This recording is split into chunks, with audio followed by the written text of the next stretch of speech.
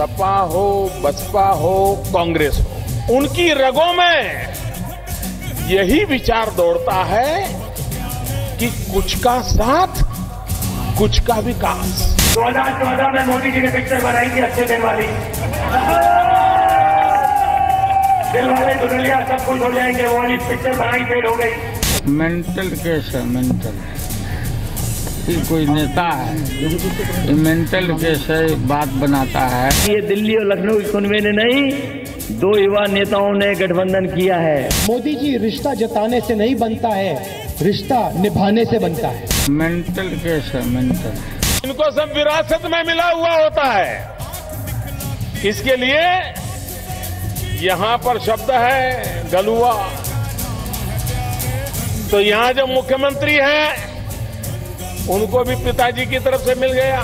उनके जो नए यार हैं उनको तो दादी, नाना, पिता सबसे मिला हुआ है। और इसलिए ये ऐसे नाजुक लोग होते हैं, नाजुक लोग होते हैं, कष्ट नहीं उठा सकते हैं, डरते हैं कहीं चला जाएगा तो। अब मोदी जी की आयु हो गई है, अब वो बुजुर्ग हो गए हैं। हमने कहा खाओ गंगा मैया की कसम के काशी में हम 24 घंटे बिजली दे रहे कि नहीं दे रहे हैं। अभी तक प्रधानमंत्री जी कसम नहीं खाए। बाहरी जो भीड़ है वो आपकी रौनक तो कर सकती है, मीडिया में आपकी वाई जरूर कर सकती है, लेकिन बाहरी भीड़ आपको वोट नहीं दे सकती है। वोट तो स्थानीय भीड़ ही देने वाली है। मेंटल केस है, मेंटल। अखबार में हेडलाइन आती थी, हर रोज हेडलाइन आती थी, रोज खबर आती थी, गए गए गए। गंगा माँ उत्तर प्रदेश से निकलती है, ये जो नदी है ये हम सबकी माता है। ये प्रधानमंत्री कमाल के जिन्होंने बिजली को भी हिंदू मुसलमान बना दिया। जो मिट्टी से निकल करके आया होता है ना, जिसने जीवन में कष्ट झेले होते हैं, मेहनत करके निकला होता है, उसमें निर्णय करने की हिम्मत भी होती है।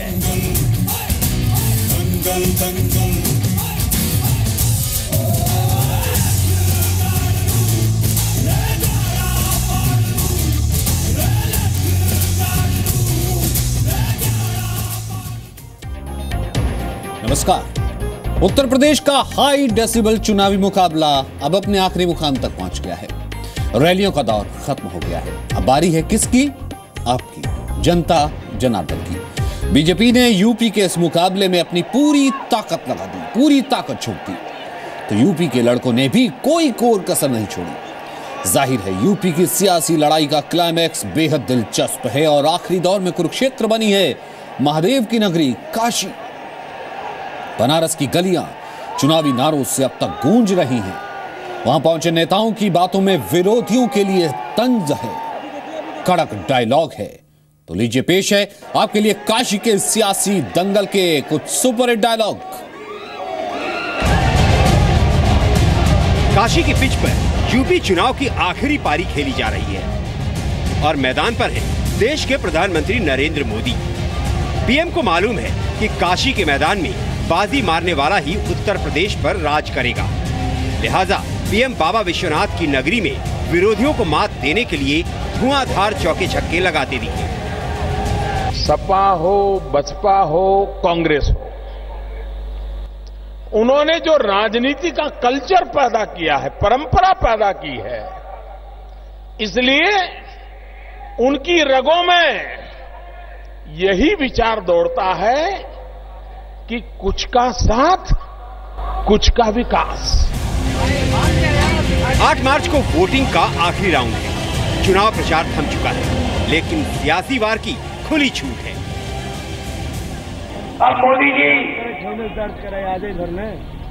की आयु हो गई है, अब वो बुजुर्ग हो गए हैं, एज हो गई है, थोड़ी थकान हो गई है। राहुल भले ही पीएम मोदी पर मदद का तंज कस रहे हों, लेकिन अखिलेश की गाड़ी अब तक बिजली पर ही अटकी हुई है। 24 घंटे बिजली काशी को मिलती है या नहीं? ये प्रधानमंत्री कमाल के जिन्होंने बिजली को भी हिंदू मुसलमान बना दिया और हम पे आरोप लगाया कि बिजली को हम रमजान में ज्यादा देते हैं, दिवाली होली पे कम देते हैं। वो और बात है, जब वो खुद विश्वनाथ मंदिर पहुंचे तो बिजली गुल हो गई। फिर भी पीएम मोदी को कसम दिलाने से चूक नहीं रहे हैं अखिलेश। और हमने कहा प्रधानमंत्री जी आप तो गंगा मैया के बुलाने पर आए थे और हम तो बहुत पवित्र मानते हैं गंगा मैया को। हमने कहा खाओ गंगा मैया की कसम के कासिम हम 24 घंटे बिजली दे रहे कि नहीं दे रहे हैं। अभी तक प्रधानमंत्री जी कसम नहीं खाए हैं, इसका मतलब लड़ाई नहीं लड़ पा रहे हैं बिजली वाले सवाल पर। पीएम मोदी भी कहते हैं मैं कसम क्या खाऊं, भोलेनाथ ने ही बता दिया।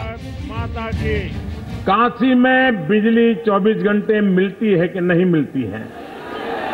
नहीं, मुझे गंगा की सौगंध खाने की जरूरत है क्या?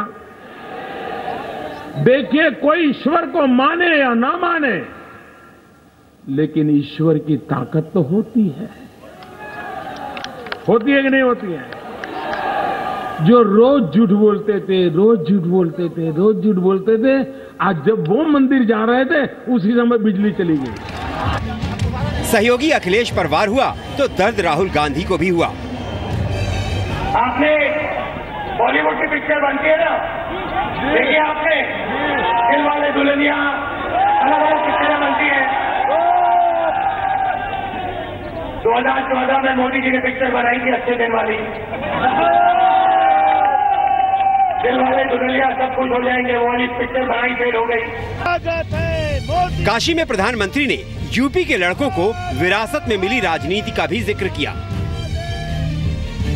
जिनको सब विरासत में मिला हुआ होता है, इसके लिए यहां पर शब्द है गलुआ। तो यहां जो मुख्यमंत्री हैं उनको भी पिताजी की तरफ से मिल गया, उनके जो नए यार हैं उनको तो दादी, नाना, पिता सबसे मिला हुआ है। और इसलिए ये ऐसे नाजुक लोग होते हैं, कष्ट नहीं उठा सकते हैं, डरते हैं कहीं चला जाएगा तो। जिन पर प्रधानमंत्री ने ये तीर छोड़ा उन्हें जोर से लगा। राहुल गांधी ने कहा कि अब वो यूपी में युवाओं का राज लाना चाहते हैं और अखिलेश के साथ अपनी चुनावी रिश्तेदारी का हवाला भी दिया।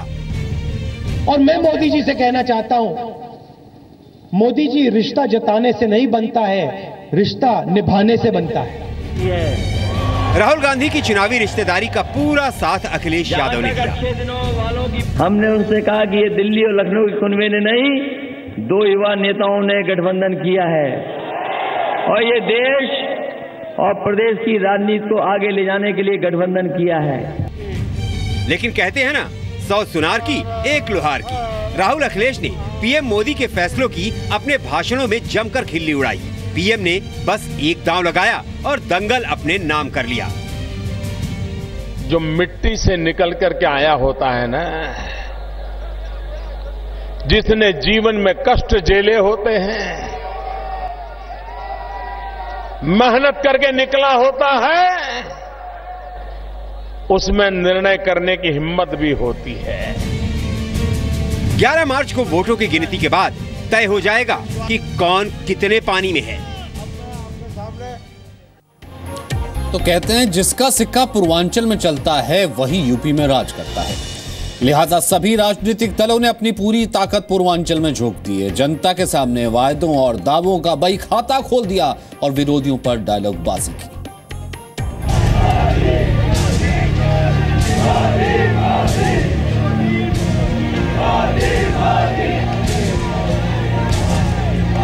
आखिरी चरण की वोटिंग के पहले पूरा पूर्वांचल मोदी मोदी के नारों से गूंज रहा है।